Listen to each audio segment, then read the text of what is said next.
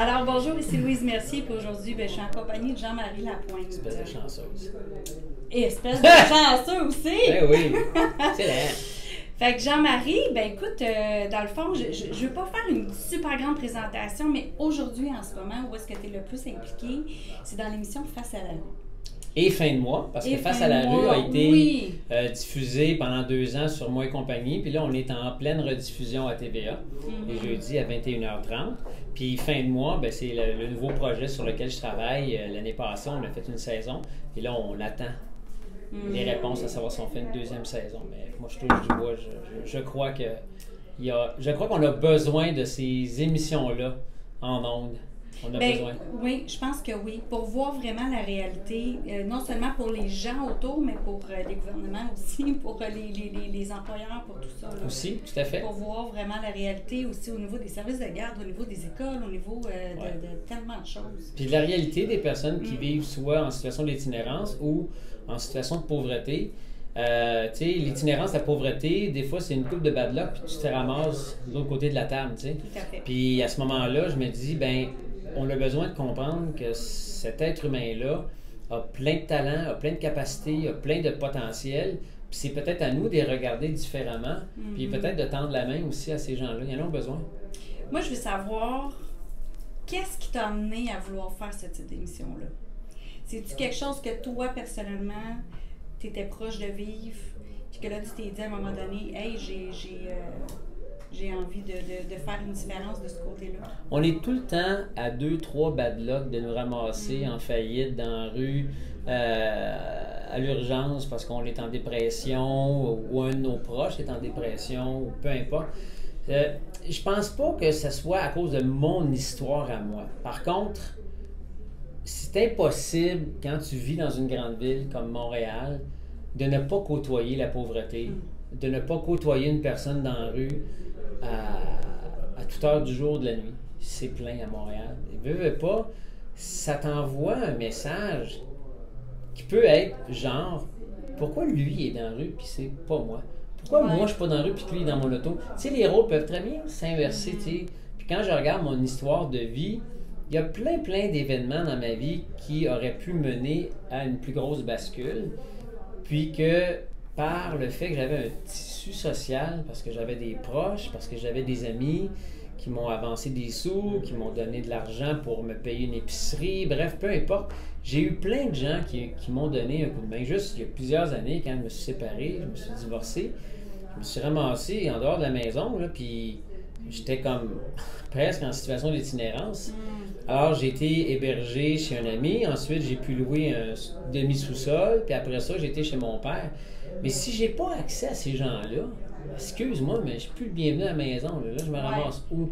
Donc, c'est pas tant ça qui a donné naissance, mais ça fait partie de l'histoire qui m'a amené à me questionner mon rapport avec la pauvreté, mon rapport avec les gens en situation d'itinérance. Puis, j'avais vraiment envie, avec Face à la rue, puis quand je dis non, c'est pas juste moi, on était une gang derrière ce projet-là. Et nous avions tous la même intention, c'est de changer notre regard face aux personnes en situation d'itinérance. Puis qu'on arrête individuellement, puis aussi collectivement, de les regarder avec une attitude comme s'ils étaient des sous-humains. C'est ça aussi. Oui, c'est ça, exactement. On arrête de les regarder comme des sous-humains puis qu'on les traite comme des humains, à part entière, de façon égale. Moi, je suis pas là puis toi, tu es là. Non. On est 2 êtres humains. On se rencontre. On est à des endroits différents dans nos vies, mais je suis pas plus humain que toi parce que je fais 50 000 par année. Là, tu sais. Souvent, moi, j'habite plus Montréal. J'ai jamais habité Montréal, mais j'habite pas Montréal non plus. Mais quand je viens avec mes enfants, puis qu'on voit des personnes justement en difficulté, ce qu'on avait fait à un moment donné, c'est qu'on avait acheté les coupons de repas, puis on donnait les coupons de repas. Puis j'ai dit à mes enfants, choisissez à qui vous voulez les donner. Puis ils ont choisi à qui ils voulaient les donner. Puis là, c'est rendu que quand on va à Montréal, mettons, on va prendre un café quelque part, mettons, quand il y a la fête des neiges dehors, puis tout ça, puis nous, on veut aller se prendre un chocolat chaud. Je dis, on va en prendre un autre, puis un café, puis on va prendre un muffin ou un beigne ou quelque chose, puis on va le donner en sortant. Puis c'est eux-mêmes qui choisissent, nous on reste plus loin, qui y vont. Je dis, maman, le merci qu'il m'a dit. C'est le fun, hein? C'est le fun d'inculquer ça à tes enfants. Ça leur faisait plus plaisir à eux, je pense, à quelque part. Ben, tant mieux, parce qu'effectivement, donner, ça fait du bien. Ouais. Ça fait du bien de faire du bien, puis plus on est jeune et sensibilisé à la souffrance, à la pauvreté, au handicap, à tout ce qui peut être différent de nous, ben, ça devient plus une différence, ça devient, ben non, t'es comme un frère, t'es comme une sœur, puis on a tous besoin, à un moment donné, de se sentir utile, même par des petits gestes. Oui. Quand je viens aussi, il y a Bandeau. Ben oui! Ses équipes. Toi, tu le vois où? Moi, je le vois souvent quand je sors du port Jacques-Cartier. Ben oui, ben oui. Puis je traîne toujours des fruits avec moi. Puis il y avait une journée, j'ai trouvé ça tellement cute. Je dis, écoute, j'ai juste ça, j'ai une pomme ou une banane. Il dit, donne-moi la banane, j'ai pas de dents. Il est tellement drôle, ben oui. Ouais, plus facile de manger une banane, ben oui. C'est ça. Jacques. Fait que- Jaco. OK, Jacques. OK, je Bandeau, savais pas. Je Bandeau, pensais- c'est son nom OK. de rue, mais son OK. vrai prénom, c'est Jacques. C'est Jacques, OK, je savais pas. Bon. Ouais. J'ai rencontré aussi un autre Vincent. Lui, il a une maîtrise à l'université. Ah ouais? Oui, il est toujours en vélo, puis il est toujours proche des autobus voyageurs. Ben, les autobus, c'est plus voyageurs, là, mais Du du terminus. terminus d'autobus. Puis lui, il m'a dit qu'il dormait où est-ce qu'il y a les écuries, proche des écuries. En tout cas, je ne sais pas où exactement, mais proche des écuries des calèches. Puis Vincent qui s'appelle. Puis il est tout le temps rendu à la bibliothèque, il lit au bout. Wow! Puis j'ai jasé avec lui une bonne demi-heure, puis écoute, il était content de se faire parler en humain. Mhm. C'est ça, là. C'est ça, à un moment donné, c'est qu'ils ont des histoires, puis Ouais. il m'a appris, je pense, plus que moi, j'ai pu y apporter quelque chose cette journée-là. Là. C'est lui qui m'a appris des affaires. Fait que, tu sais, en tout cas, moi, je trouve que ce que tu fais pour ouvrir ce monde-là aux gens, pour nous permettre en même temps d'y accéder, je pense que c'est une belle job que tu Tant fais. mieux. Je laisse savoir aussi, parce que toi, tu te tiens en forme. Tu fais J'essaie beaucoup le plus d'exercices. possible. Dirais-tu que ça, c'est quelque chose, parce que les gens, on le voit, là, ils savent qu'il faut qu'ils fassent l'exercice, mais dirais-tu que c'est quelque chose qui t'a tenu justement à pouvoir avoir un meilleur rythme, avoir une clarté d'esprit, avoir... Ah, ben les médecins vont te le suggérer, tu sais. Ce matin, je disais dans le journal, il disait, au lieu de prescrire rapidement des antidépresseurs, moi, je pense que c'est important de prescrire de l'activité physique. Le plus rapidement possible à une personne qui souffre de dépression ou qui est en burn-out, parce que ça va oxygéner ton cerveau, ton corps, tes organes, et ça va te procurer aussi un petit buzz d'endorphine, de sérotonine, de dopamine, en tout cas de plein de in. Je ne suis pas un spécialiste de tous les neurotransmetteurs, mais je sais que l'exercice physique, ça te donne un sentiment de bien-être après. C'est comme une espèce de buzz d'endorphine. Ouais. Puis ça, ben, c'est important, ça fait partie, moi, de mon hygiène de vie. J'ai besoin de me droguer à jeun, à plein de sports, à plein d'activités. Puis de faire du bénévolat, ben ça te donne une petite shot de sérotonine, une hormone de bonheur. Donc ça me fait du bien. Donc l'activité physique, des actions bénévoles, humanitaires, ça fait du bien.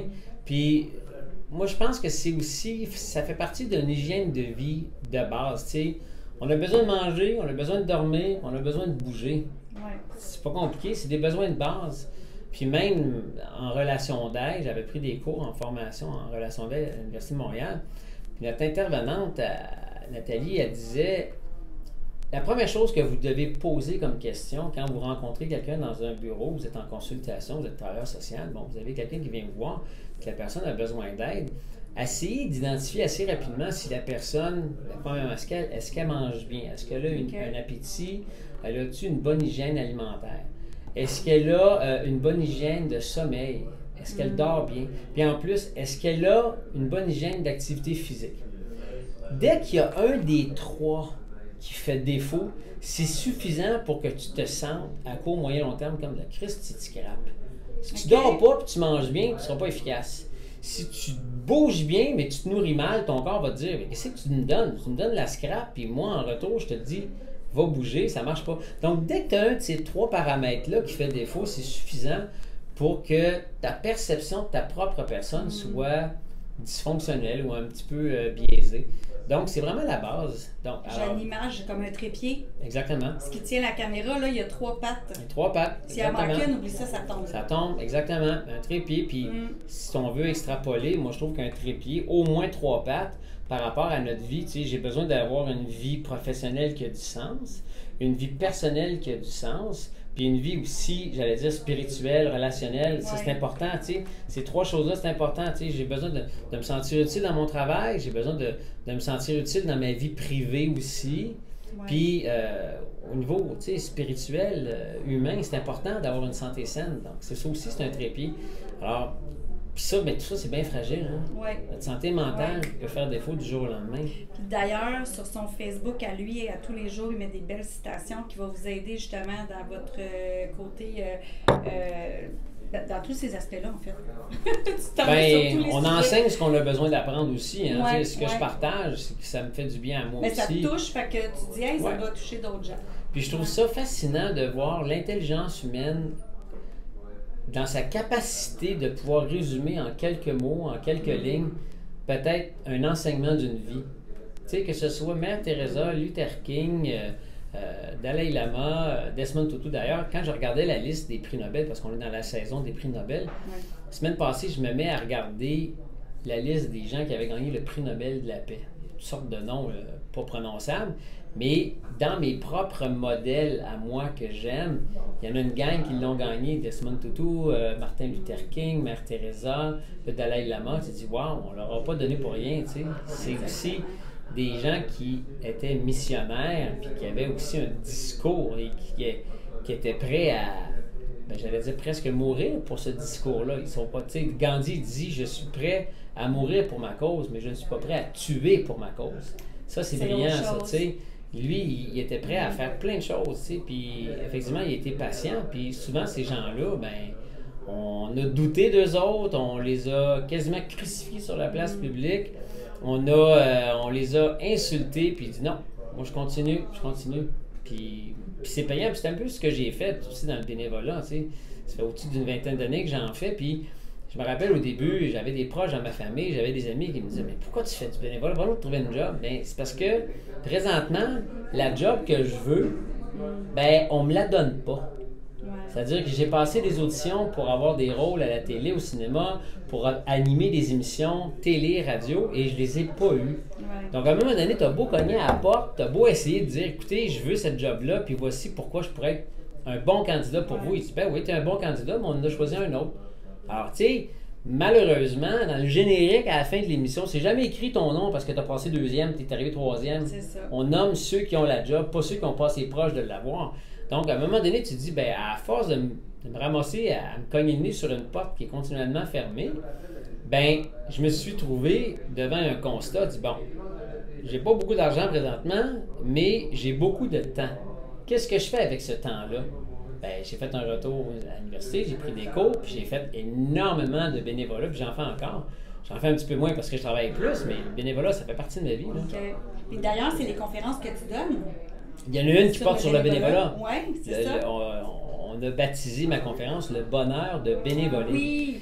Puis c'est vrai que ça rend heureux, le bénévolat. Puis c'est vrai que dans différentes activités de bénévolat qu'on va faire, différentes causes, ben c'est clair que on va rencontrer des gens hallucinants, on va rencontrer des personnes qui ont des vécus, qu'on a des choses à apprendre de ces gens-là. Peu importe la cause. Toutes les causes sont bonnes, mais il y a des causes qui nous touchent plus particulièrement. Mais c'est là qu'il faut aller pour commencer. Puis dans tes causes, ben justement, tu les as mis au grand jour avec 2 émissions. C'est ça aussi. Ben entre autres, je peux pas dire que la cause de la pauvreté ou des gens en situation de pauvreté faisait partie de mon bénévolat. Par contre, le bénévolat avec des enfants en fin de vie, avec des personnes handicapées, avec des gens qui souffrent de problèmes de santé mentale ou de dépendance, la pauvreté rôde pas mal autour. Beaucoup. Ou elle va être accélérée parce que là, tu es à l'hôpital puis tu dois laisser ta job à temps plein pour t'occuper à temps plein de ton enfant qui est malade. Mais c'est pas payant, ça. Non. Donc, c'est sûr que les personnes qui sont avec un enfant, qui les accompagne, ben si tu n'as pas un conjoint qui peut rester à la job pour s'assurer qu'il y a un revenu qui rentre à la maison, qu'est-ce que tu fais quand tu es une maman monoparentale? Tu as 3 enfants, dont un qui a le cancer. Effectivement. C'est la priorité, c'est puis toi, là. Mais en même temps, il faut qu'il y ait de l'argent qui rentre pareil. Ben, exactement. Qu'est-ce que tu fais? Ouais. Exactement. Si on n'a pas un réseau social, justement, autour qui peut aider, Ah non. c'est On est difficile. démunis très rapidement. En plus d'avoir à jongler avec peut-être un deuil prochain de ton enfant, tu vas avoir un enfant qui va mourir. Comment tu te remets de ça? Tu as deux autres enfants à faire vivre. Tu n'as plus de job. Ton conjoint et toi, vous êtes séparés. Ça arrive souvent dans les familles qui ont un enfant, soit qui a un handicap ou qui est malade. Ouais. La famille éclate. Puis écoute, comment tu fais pour te rebâtir? Ben moi, j'ai côtoyé ces gens-là, puis je peux te dire que les autres, ils savent c'est quoi le mot résilience. Hein? Oui, effectivement. Non, la résilience, écoute, c'est tellement. Des fois, il y a des gens là, qui sont tellement résilients, là, que tu te dis, je sais pas comment ils ont fait. Ouais. Puis des fois, tu as beau aider, puis là, c'est là que tu te rends compte aussi de demander de l'aide. Puis on peut demander, tu sais, il y a des gens qui n'osent pas demander aussi, hein, avec leur ego ou avec Leur orgueil. Ou puis peut-être tout ça. par peur de déranger. Ils ont peur de déranger, puis ils ont peur de... Ils ont peur de montrer leur vulnérabilité aussi, des fois. Ouais. Ben, dirais-tu que parmi les gens que tu as rencontrés, y en a-tu qui auraient pu ne pas se rendre là, justement en ayant demandé un peu plus tôt? Ça se Ben, pourrait-tu? c'est drôle. En fait, ta question est intéressante parce que c'est souvent le comportement de l'homme de se dire, je vais être capable, je vais être capable, je vais être capable, je vais m'en sortir, je vais m'en sortir. Puis la femme aussi, mais il y a beaucoup de gars dans la rue que j'ai rencontrés qui, par honte, refusaient d'aller voir des ressources, de demander de l'aide, de retourner vers leur famille. Il y avait beaucoup ça, ce phénomène-là de la honte des hommes. Mais on dirait que c'est normal de se dire, OK, ben je vais être capable, je vais être capable. J'attends encore un mois, puis j'attends encore un mois. Mais là, tu accumules des dettes, puis tu accumules d'autres problèmes. Et effectivement, tu te ramasses vraiment à terre parce que tu n'as pas osé demander de l'aide. C'est ça. Est-ce que c'est plus les hommes? J'ai rencontré des femmes qui ne voulaient pas demander de l'aide aussi ou qui avaient un certain malaise à demander à l'aide. Mais c'est juste une question de temps qu'à un moment donné, c'est toi qui vas retourner l'ascenseur. Quand tu vas bien aller, tu vas avoir l'occasion de faire du bien toi aussi à ton tour. Mais je le comprends parce que pendant des années, j'ai souffert de ne pas travailler et de ne pas avoir beaucoup d'argent. Et j'ai dû demander de l'aide, mais je me suis résigné à essayer d'avoir, OK, je peux-tu avoir une marge de crédit là? Je peux-tu vendre telle affaire? Je peux-tu... J'ai fait ça m'organiser tout seul oui. avant d'avoir à demander Ou de l'aide, avant, c'est ça. avant de demander de l'aide, mettons, tu appelles des gens dans le métier que tu aimes bien, tu apprécies, puis tu leur dis, écoute, t'as-tu une job pour moi, là, tu sais? C'est tough de demander ça, c'est tough, tu sais, puis c'est pas le fun non plus recevoir cet appel-là ou ce courriel-là, tu sais, quand tu dis, wow, ce gars-là, il est vraiment mal pris, puis je l'aime, il est bien fin, mais comment je deal avec ta demande, je peux rien faire pour toi, tu sais. Non, c'est pas facile de demander de l'aide, je comprends. OK. Puis là, j'aimerais faire un parallèle. Je saute vraiment là. Je reviens à l'exercice, mais je veux revenir à l'exercice. Tu fais un sport d'équipe en bateau. Comment ça s'appelle? Le dragon. OK. Bateau dragon. Bateau dragon. Puis tu as eu des compétitions cet été en plus de ça. On en a chaque année. Puis j'aimerais que tu me fasses un parallèle entre ça, le bateau dragon, puis la vraie vie.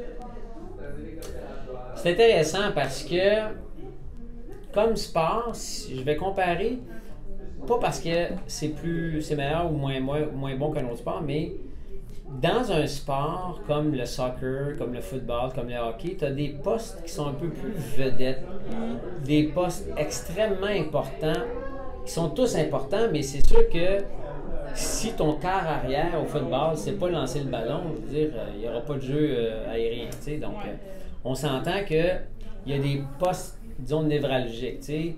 Tu as des postes de vedettes, tu sais, comme à Montréal, nous on a Carey Price dans les buts, c'est une grosse vedette, tu sais, bon. Il y a des joueurs plus spectaculaires que d'autres au soccer. Au bateau dragon, on est 20 pagayeurs. Donc c'est un bateau d'une 40aine de pieds de long. On est 10, 2 par banc, donc 10 à droite, 10 à gauche. Et le succès d'une équipe dans un bateau dragon, quand même que tu as un gars qui est fort comme Hercule, si les 19 autres sont pouiches, il ne peut pas faire avancer le bateau à lui tout seul. Les 20 pagayards doivent faire avancer le bateau ensemble. Donc, on n'a pas de vedette dans le bateau dragon. On a des endroits prédéterminés dans un bateau pour une raison de physique, simplement. Si tu mets un gars de 300 livres assis en avant du bateau, ben ton bateau va faire ça puis il va planter du nez. Donc, généralement, on met nos personnes un petit peu plus fortes et pesantes physiquement, on les met au milieu du bateau. Donc, à part certaines technicalités, les 20 pagayeurs dans le bateau sont assez à la fois anonymes et tous aussi importants les uns que les autres. Puis je trouve ça le fun, la métaphore par rapport à une vie, par rapport à la vie en général, parce qu'on est tous interdépendants les uns les autres. T'sais, moi, dans le bateau dragon, j'ai besoin autant du gars en avant que la petite fille en arrière. Ou le barreur, qui est peut-être notre entraîneur, qui tient la barre, qui dirige le bateau. Mais tu sais, lui, il fait avancer le bateau par ses commandes vocales, par sa façon de nous entraîner, mais c'est pas lui qui fait que la rame elle rentre dans l'eau, c'est les autres, c'est les pagayeurs. Et on a besoin du barreur pour diriger le bateau, tu sais. Puis en avant, on a souvent une personne de beaucoup plus petite taille, pas trop lourd, assis au drum, où la personne donne la cadence. Donc, tout le monde est important dans cette équipe-là, puis c'est là, je trouve que dans la société, on est tous interdépendants. Il y a des gens qui, oui, en apparence, ont des postes prestigieux, puis ont des postes super importants, mais en même temps, si le gars qui est en dessous de toi, il t'aime pas à face, t'as beau lui dire de faire telle affaire, il va se revirer de bord, puis il va t'envoyer promener, ou, tu sais, je trouve que, contrairement à des sports d'équipe où il y a des vedettes, ben nous, la vedette, c'est l'équipe. C'est le bateau, c'est pas l'individu qui en fait partie.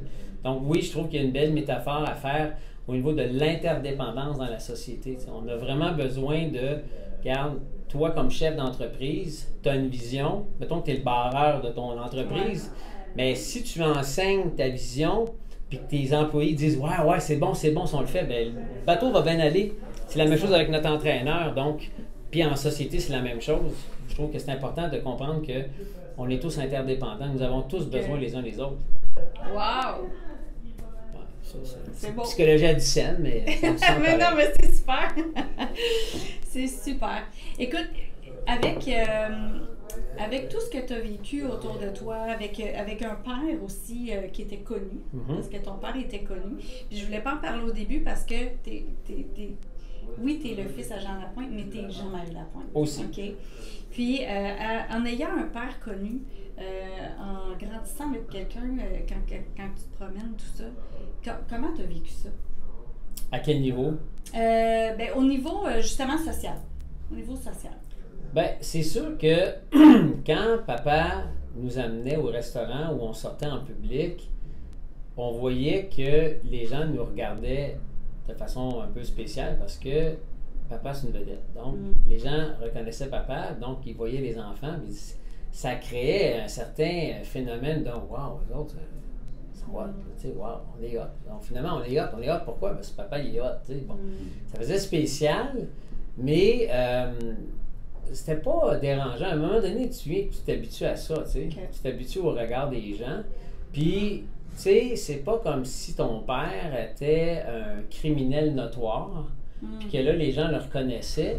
On n'a pas le même genre de regard. Non, c'est chante-la ta chanson. Oui, puis c'est quelqu'un qui est aimé du public, puis il est aimé du public parce qu'il a du talent, mais il est aussi aimé parce qu'il a donné son nom à la maison Jean Lapointe. Donc, tu sais, il y a une œuvre humanitaire derrière ça. Donc, on n'a pas souffert, en tout cas moi je me souviens pas d'avoir souffert de ce regard-là vraiment. Peut-être des fois c'est inconfortable, mais c'est pas dérangeant. Puis c'est aussi une belle vague de sympathie puis une vague d'amour que les gens nous portent, tu sais. Mais ça, l'aspect, j'allais dire social, mais c'est aussi...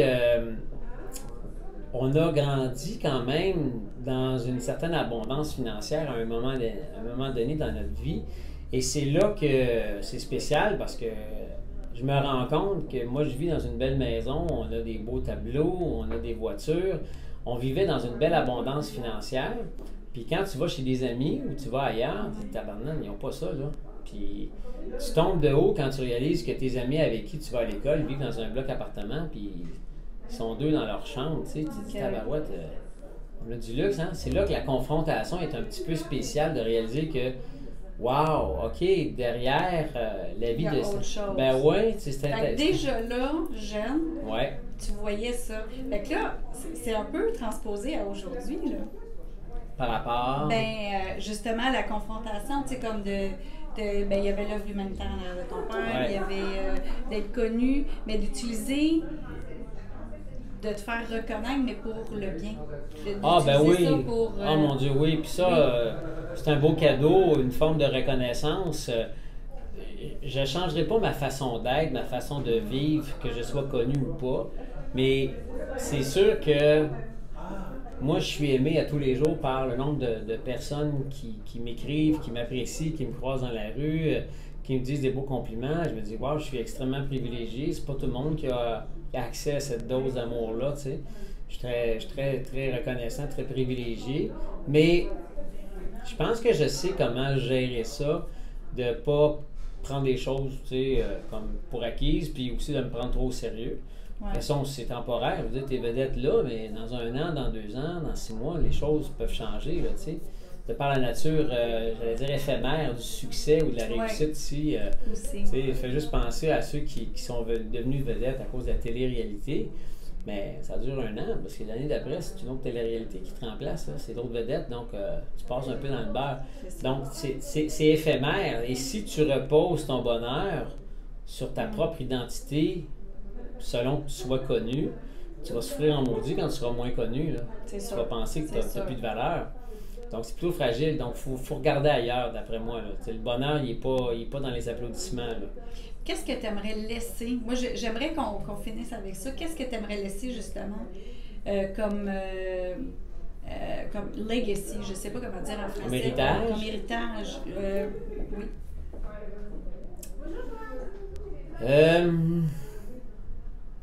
Je sais pas qu'est-ce que je peux laisser comme héritage. Ben, je pense que c'est important pour être heureux de trouver nos forces, trouver ce qu'on a à l'intérieur qui peut servir à d'autres, à notre humanité, à notre communauté.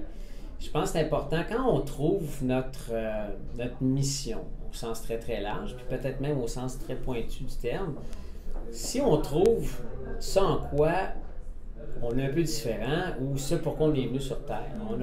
J'ai un de mes amis qui me dit on est l'homme d'un seul livre. C'est-à-dire que on a une histoire, on a une mission, on a des particularités, puis ces particularités-là doivent être servies au plus grand nombre pour pouvoir faire du bien, pour pouvoir servir. Parce que tant que tu sens que tu sers à quelque chose et que ton âme peut servir à d'autres, pour la courte durée qu'on est sur Terre, et quand je dis courte, c'est vrai que quelqu'un qui vit 100 ans, c'est plus long que quelqu'un qui en vit 25. Mais dans l'histoire de l'humanité tout entière, on s'entend qu'une vie humaine, c'est très court. Hein? C'est le vol d'une luciole dans le ciel de la nuit. Là. Tu sais, ça s'illumine, ça dure pas longtemps, mais c'est ça notre vie humaine. Là. Dans l'histoire de l'humanité, je parle. Tu sais. Donc, moi, je pense que c'est important si on a trouvé notre valeur, puis on a trouvé une certaine forme de mission ou d'unicité, puis c'est de l'offrir.